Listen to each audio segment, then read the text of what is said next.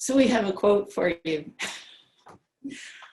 The performing and visual arts are not a luxury in a free and democratic society, but symptoms of its existence, which I think is something that's true of Chestertown. And that's Leon Botstein, from president of Bard College. I want to read you a poem to start with, because one of the things that I've been doing during this shutdown is I got to take a workshop with Meredith Hathaway for the first time, which was very cool. Usually I can't do that because it's the same night as the Chester River Chorale.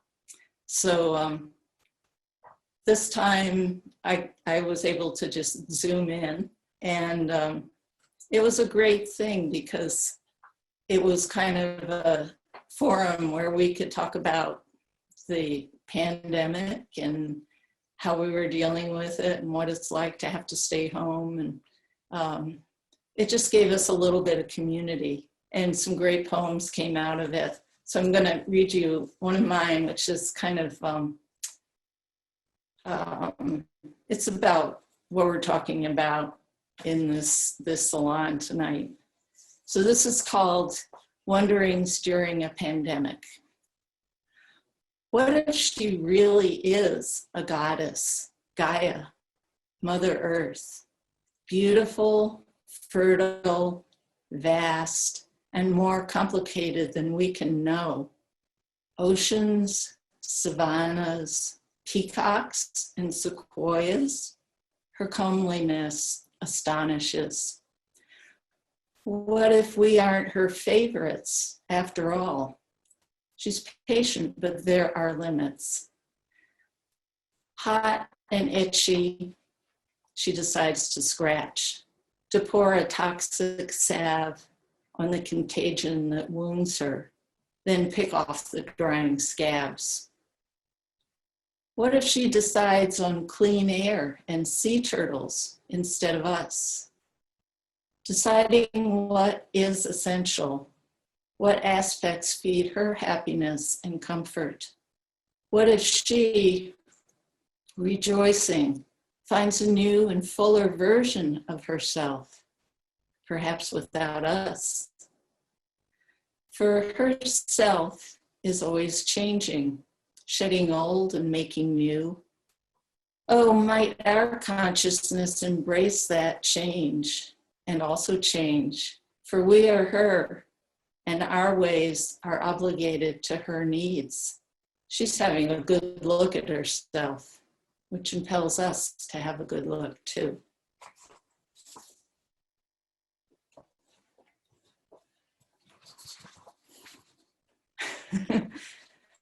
So to the subject at hand, what is art for? The title comes from a book by a scholar named Ellen Dissanyake, who wrote a book by that title, I think in 1989. And back then I reviewed it for the New Art Examiner, and it was very dry and very scholarly, but I slogged through it and it makes some very, very good points. Her main thesis is that art makes special, that it confers or designates importance. And she's including all the arts, including crafts, and overlapping them also with play and ritual and storytelling, so that she sees the whole of that as helping to bond communities together. And she sees it as essential to human survival, all of which I think we agree with. But I think Howard and I also kind of feel like it goes deeper than that, that art is actually not a thing you make, but it's a process. It's a method of exploring and questioning and experimenting. And it teaches us about all kinds of things in the world, the life, our own spirits.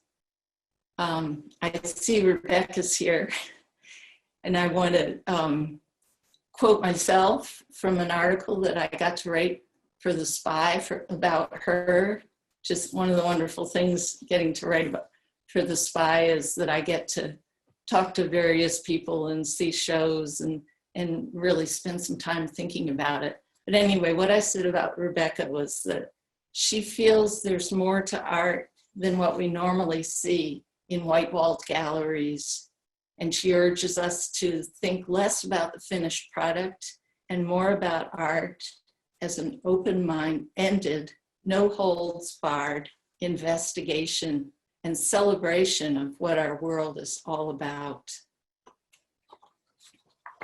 And the thing that occurred to me about that whole thought is it's kind of like the path is the important thing. We place so much importance on the goal that we think we need to reach, or that final stage, that place that we desire to end up, and we forget about what's going on along the way. I think for both of us, we've found the path is really what it's all about. And the little goals, the incidents along the way, those are the really valuable events. Those are like the lessons you learn along the way. Right. That whole process of developing understanding. Well, the path is the teacher. Right. The path is the teacher. So I guess we also want to talk about what art can do. It can express what's inexpressible in normal conversation or just normal everyday life. It can speak to us in metaphors and symbolism, examples. It allows us to express the ineffable and explain the incomprehensible. I found that in my notes someplace, and it might be a quote from somebody, but I'm not sure who, but I think it's a great phrase. We had a couple of quotes that I do know who said them that we wanted to read for you. This one is from Gillian Peterson Cragg, who's a painter and printmaker, taught at Cornell and Dartmouth and all kinds of prestigious places. And she said, "Art makes life bearable. It isn't a luxury. Like our capacity for understanding and our experience of love, it is a vitally important part of life." And then there's another one from Viktor Shklovsky, who's a Russian literary theorist, who said, "Habituation devours work, clothes, furniture, one's wife, and the fear of war. And art exists that one may recover the sensation of life. It exists to make one feel things, to make the stone stony," which I love. It lets you feel what something really is. And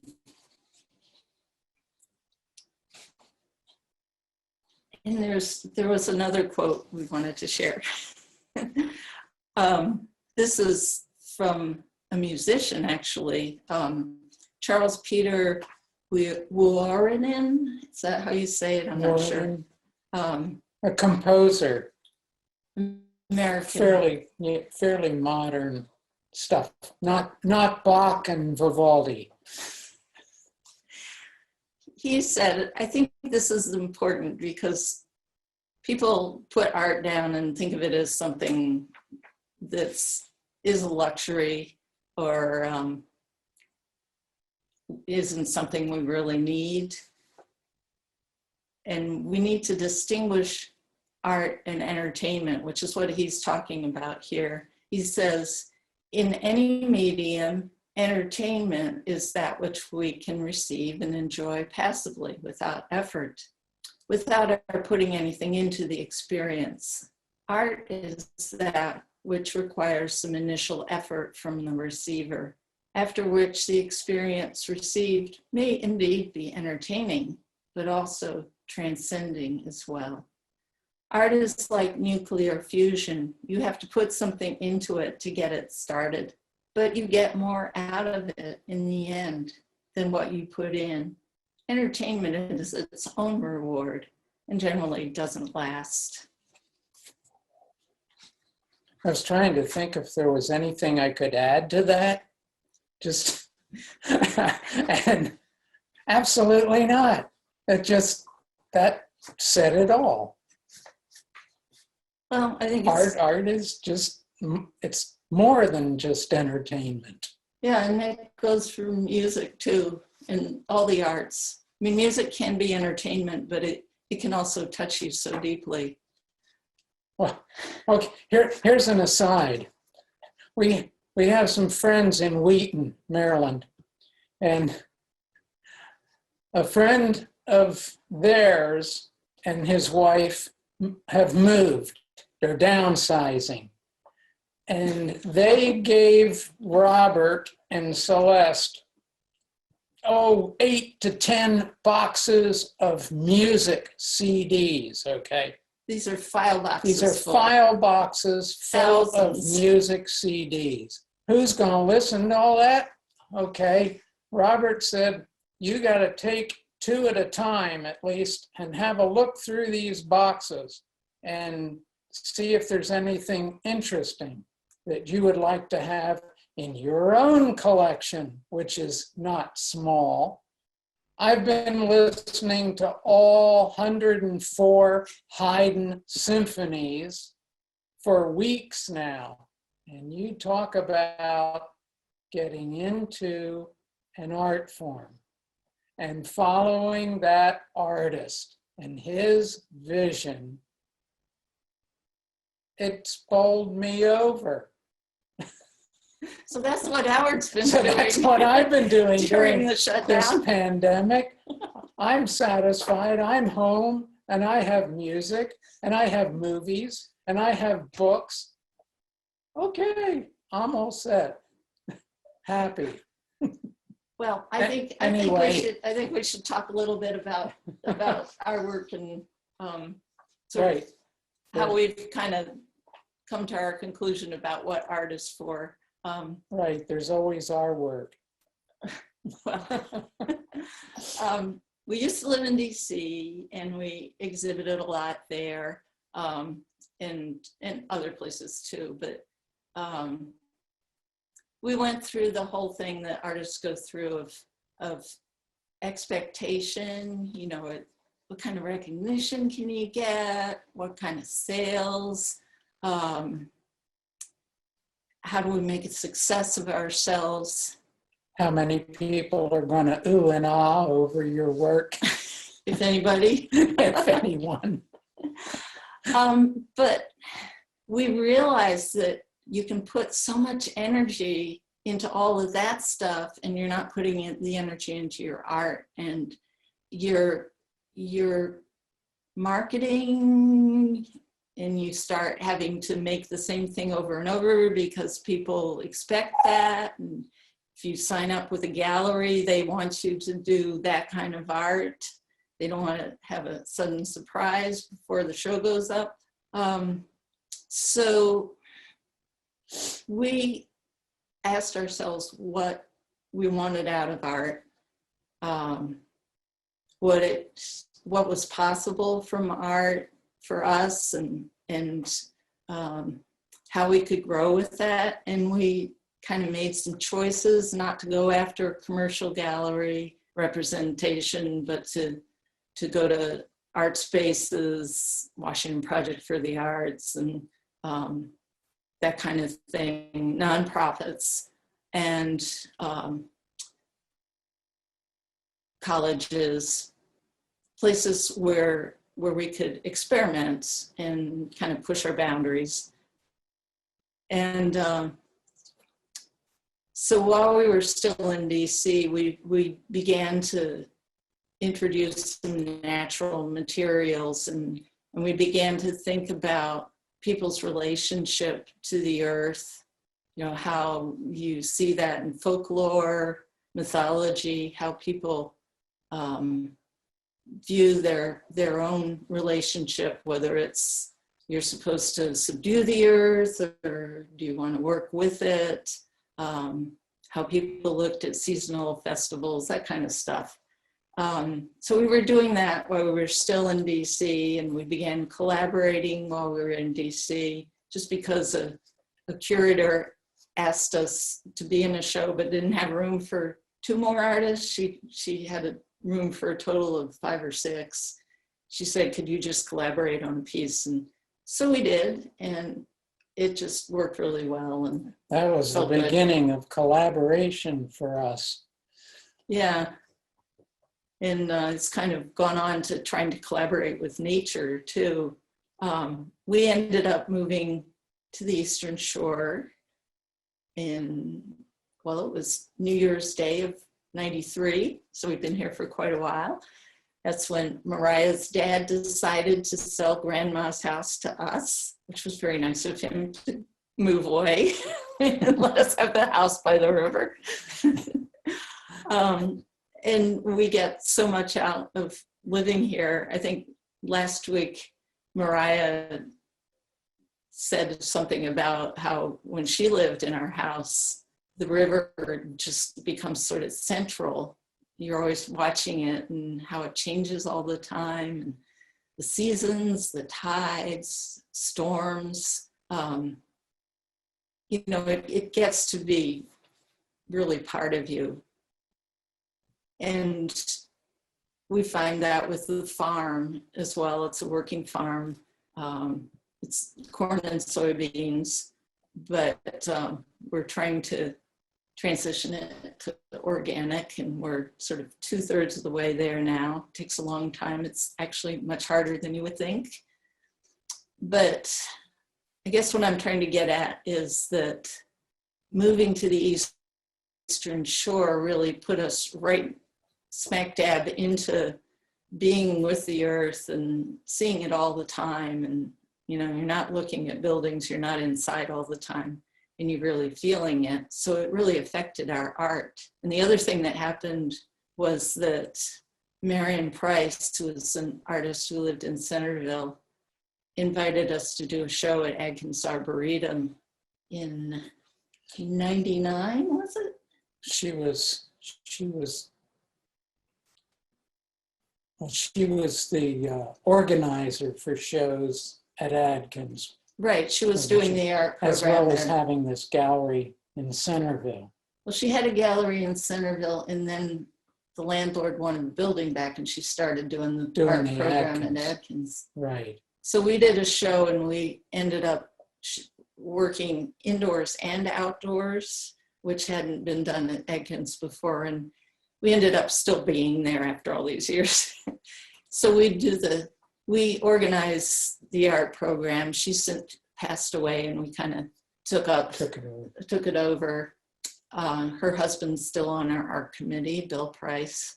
And we also instigated bringing other artists in to work outdoors. We do a show one summer, and then we have artists who come in and do a show the next summer, maybe 8 or 10 different artists.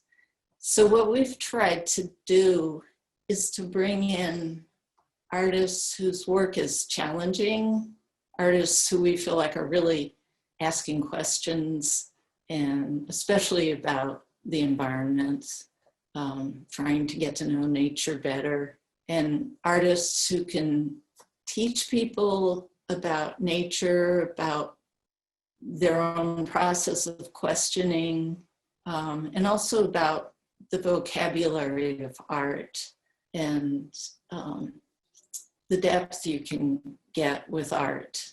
So that's kind of been our mission at Adkins. And you know, it started, we wanted to show someplace, but it's ended up that we get to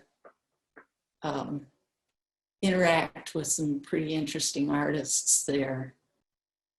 And we've also gotten to learn a lot from Adkins, taking some of their classes and getting to know the forest.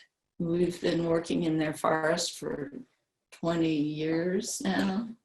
We've gotten to know a few trees. Personally. That way, personally. First name basis. But it has been really an incredible experience being there with so much nature all around, offering up hints to you as to what kind of art object would you like to see here? Maybe I can help. It's been really a wonderful thing being associated with the Arboretum, and just the response of people when we've put together our work out there in the woods, and people will, visitors to the Arboretum, they'll see us out there working on our show, or they'll see the work, and they'll kind of report back to the people in the visitor center. Oh, can you tell us what the work was out there in the woods? So somebody's got these. What are they doing out there? Got these pieces that look like they're made from vines. Because they are made from vines. Because they are made from vines. But people have said to us that by looking at our art in the woods, they got to look closer at the nature that was around the art.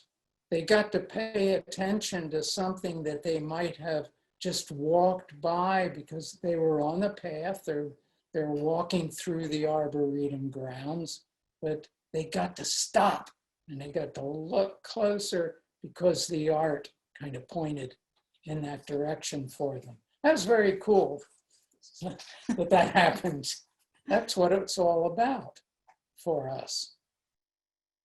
So I think we should say that, especially at Adkins, our artwork is usually focused on getting people to look at things and to see more clearly, to kind of hone their skills at seeing.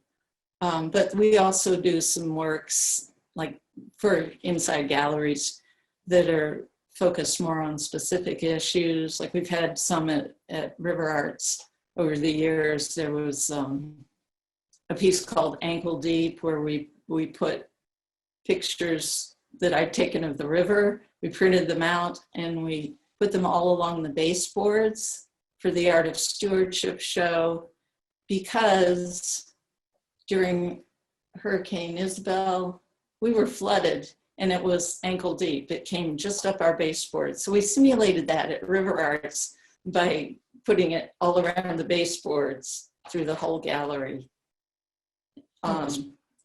Pretty fun piece, actually, but kind of potent in its message. Oh, and another one was, there's a piece I've been doing for years now that Mylar balloons will come down on our farm, and I'm out walking all the time and I pick them up. I pick up whatever litter I find and I bring it home.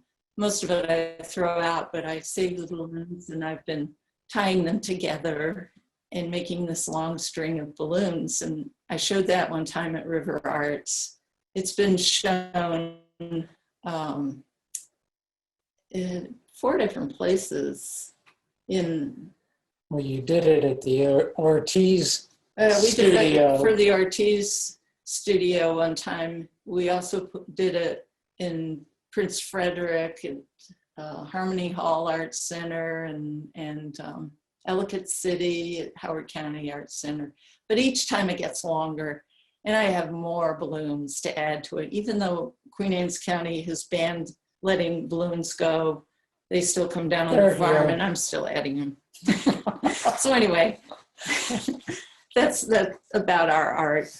I think we need to go ahead and tie this into the the COVID crisis. Last week, Rebecca had done that by talking about how it's given us a chance to slow down and look. Like in Meredith's poetry workshop, we did a lot of that. But Rebecca mentioned someone's being able to smell the ocean for the first time from her New York City balcony.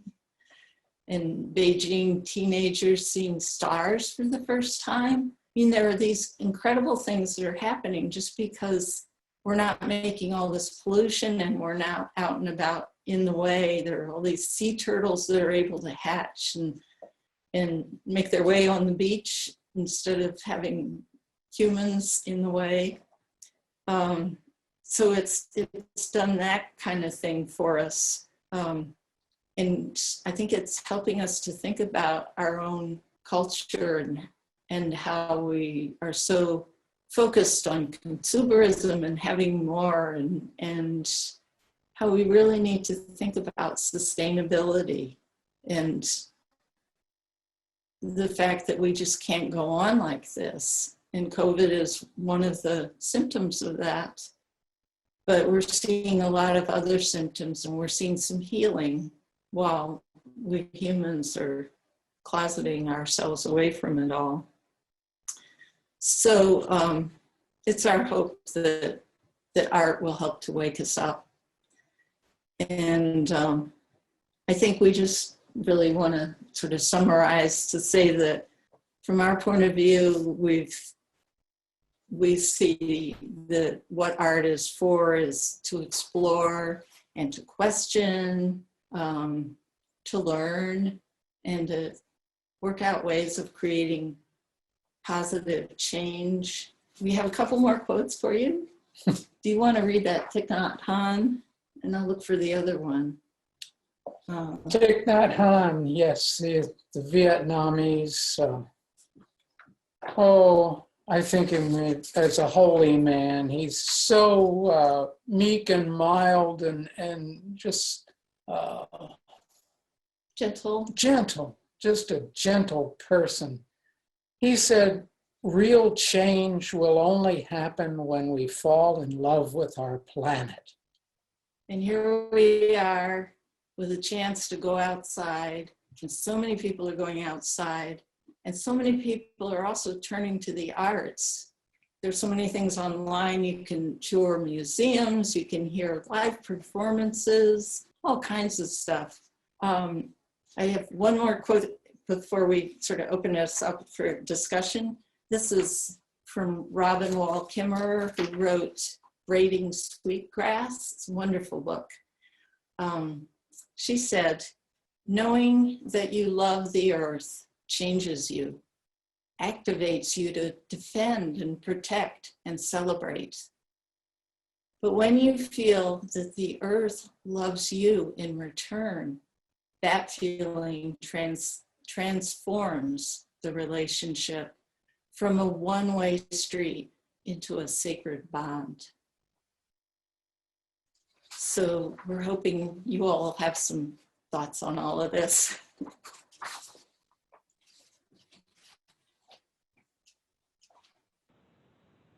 Wow, I loved hearing you guys talk in that way.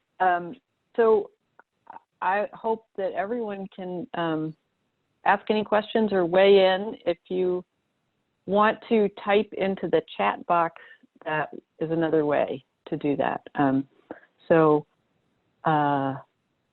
Yeah, who would like to speak?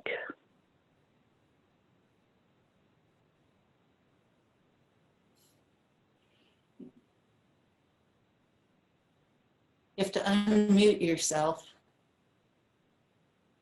I wonder if everybody is able to do that. Yes, I think you can. Somebody's got to give it a try though, because. Yeah. There should be a little icon for unmuting next to your name. Rebecca. Hi. There we go. I'm just looking at your face. Wow. I wish you would take us on a tour of, are you up in your studio? Yes. Yes, I wish you could like, we are. are you good at showing all the wonders that you have there? Is that a wood, is that a Well, wood there's rose behind you? uh, Up at the apex behind you?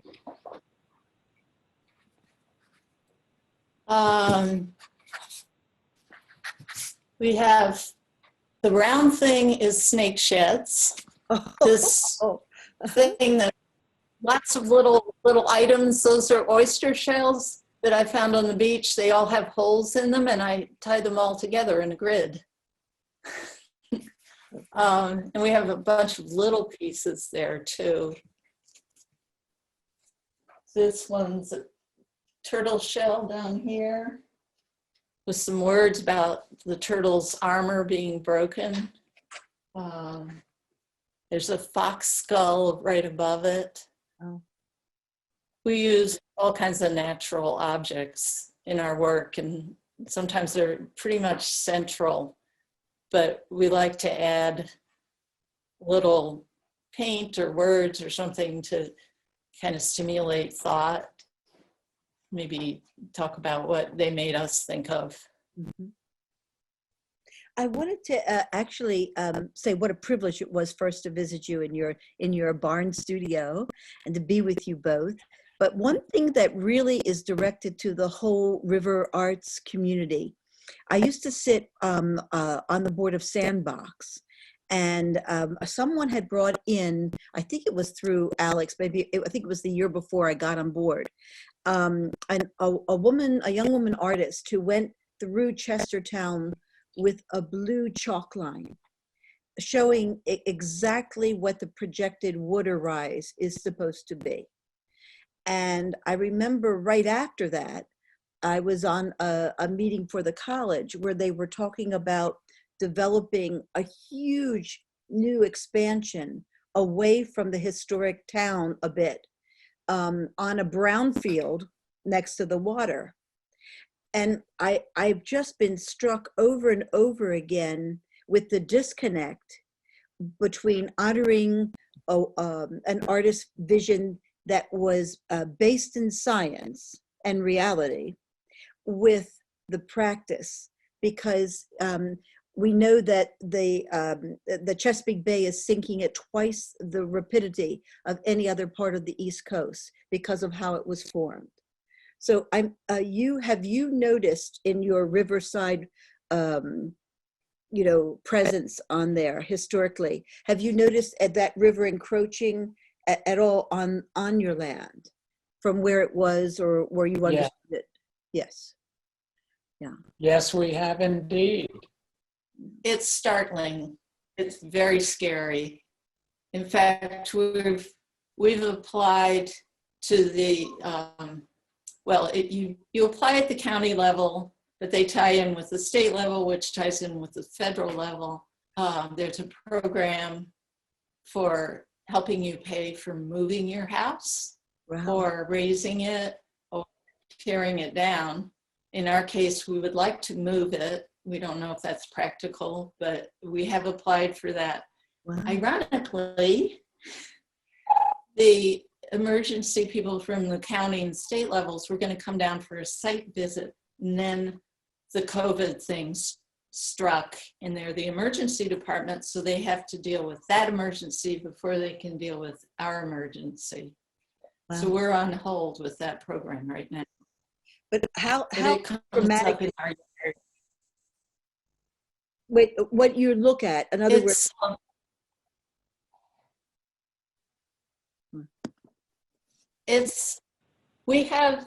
whenever we have a real full moon or new moon tide, especially if there's wind coming up the river, we have water in our yard. It's come within 17 feet of the house at this point. Now, we were flooded in Isabel. That's the only time it's been in the house, and that was an unusual circumstance. But we expect that when we have another hurricane that causes a tidal surge, we'll be flooded again, and it'll be worse. It's definitely higher Oh, my cousin Harry Reid, who's a professor at University of Wisconsin in Madison, is a hydrologist. He did a little research and realized that in the 60 years since we were toddlers on the beach here, that our river has risen 8 inches. Mm. So it's risen I 8 can inches tell now. you- The projections. Yeah. Well, I was just going to say that, you know, I lived in that house in the 1970s and 80s, and I can see, even when it's not a high tide, I can see the differences in the river and the shoreline and the vegetation that is along the side of the house because of saltwater intrusion. And so even when the water itself is not sort of visible on what we think of as the land, you can see the changes that are being brought by the rising tide or the rising water level. And That's right. it is, as Mary says, it's startling and it's frightening. Mm-hmm. And, you know, we see that, of course, here in Chestertown all the time at the foot of High Street and in Wilmer Park. And I have a little bit of a compulsion about taking photographs of those moments. When you all mentioned, Well, I'm now taking. Go ahead. I was just going to say, when you all mentioned the disconnect between the artist's vision and then the science that it's tied to, and then what anyone actually does about it, I think that's, you know, the root of the problem. There are so many things that we understand scientifically. I think the arts can help make those understood by people who maybe won't look at the sciences directly. But then how do we take that and put it into policy or into action? Because we've seen, whether it's the college here in town and location of a building or lots of other people, they're looking at, you know, kind of short-term activities and short-term gains. And so we need to figure out how to take that to the next step. Absolutely. You know, I think, Yes, though, that absolutely. this COVID pandemic is a really, for me, it's very encouraging, actually, because the whole world is dealing with this pandemic, and we can talk about all the ways that it's not being handled very well, but there are a lot of ways that it is being handled and that people are reacting quickly and in a unified way. And that's exactly the same thing that we need to do about the climate crisis. And so we can do it. Like, we're seeing it happen. So we just have to also, you know, turn our attention to the other crisis that's affecting the whole world at the same time. Yeah. And I think the arts can play a big role in that. Mm-hmm. And that's how you kind of get under people's skin, is through the arts. That's right, and that's the overlap between arts and entertainment. Like you were talking about the differences between art and entertainment, but the overlap is where, you know, you are able to reach people who may not be sort of coming on their own to just the part that takes effort. And I think, Rebecca, you talked about that a little bit last week with the Visionary Museum, and you know, you have to bring people in before you can tell them anything. And that's certainly something in the music business that we used to talk about all the time. You have to bring people in and you have to get them kind of on your side before you can give them your message. Mm-hmm. Yeah. I wanted to say that Hi, Sarah. hi, Howard, that little show that you had in Marion's gallery nearly 30 years ago was all the little collections of things and little things in bottles, and your work has evolved from that, but it was the first time I'd ever seen your work, and it really made a big impression on me at the time. And it speaks exactly to that, bringing people in first to catch their attention, because a lot of what you do seems sometimes whimsical, or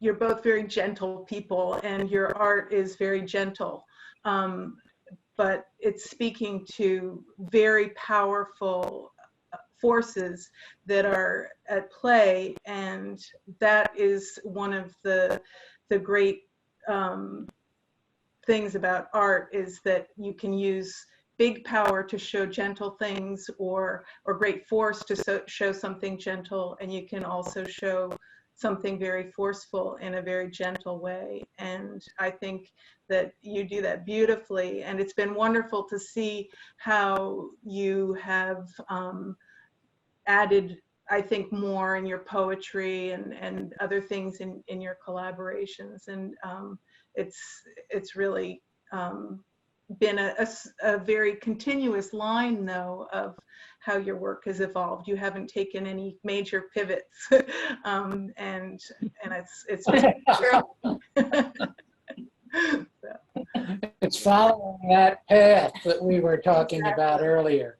exactly. We're talking about the path as the teacher, Yeah. or the not the goal. It's the path that's important. And having course, spent a lot of time on a farm that's adjacent to the farm that they live on, we are being on a farm that goes between the Corsica River and the Chester River. We felt that rising tide of water on both sides. So definitely understand that, Yeah. that sense. Thank you. Well, you guys, I'm sorry to have to do this, but it's already 5:45, and so we're going to close it down, but I hope that we can keep this conversation going in other ways, and we'll certainly send a follow-up. And I think that Anne has a toast for us. We would like to end with a toast at these gatherings. Well, Mariah, I just wanted to say, I know we always want to close out quickly, but, it sometimes takes a few of us to get our, gusto up to get ready to share a thought or something. And I did see somebody unmute, and I can't quite, yeah. And I was wondering if you wanted to share your thought before we went. So. Sure, I have a question. Yes. Have you ever had, Mary and Howard, have you ever had a chance to talk to children about your work or to get their reactions? Because it seems important to me that children should see your work. And just Well, Adkins has quite the Right? children's program. And what's her name? Houghton? Jenny Ho. Jenny Houghton has talked to us on a number of occasions about how the kids that she takes through the woods will see our stuff, and then they'll do something similar. Okay. So it's fun to hear that that's taking place. Right. And we get some great If I can comments just from kids when we're out Quickly, there. okay, I unmuted real quick. Hi, I've seen your work at Adkins, and I just wanted to say it's like approaching a sacred space. There's some mystery. You're Oh. walking through the woods and there'll be a mystery. And I think when it's like, as you were saying, expressing the ineffable. If you experience that sacred space, you'll say to yourself, oh, I must protect this. And if you take children, as the previous speaker said, I think that would really help with teaching the next generation this we must protect. That's all I wanted to say. Beautiful. Thank you. Yes. Thank you for that. That's a whole Yes. nother aspect of things, the sacred space. Yes, to be continued. Yes, and thank you all for joining us. We're always so careful with everyone's time, but we also want to make sure everybody, people who have some thoughts have a chance to share that. So thank you for speaking up. Yeah. Sometimes it takes me just a few minutes to think about what it is I, really wanted to say. And sometimes we come up with ideas afterwards and we'll follow up via email with you. I always take a few notes and we'll look forward to sharing those with everybody. And Mary and Howard, I might email you like, well, I didn't quite get the name of that book or something like that. So I'll let you know. but thank you. And if you, anybody who has a glass, mine seems to be empty, but raise a glass or a tumbler of water or whatever you have nearby to toast Mary and Howard, and to remember that the path is the teacher. And I love how you said that, and to remember that this, what we're going through right now, is just part of our journey, and we're learning things from it along the way. So thank you for being with us, and to Mary and Howard. Thank you. Thank you. Cheers. Thank you, everyone. Cheers.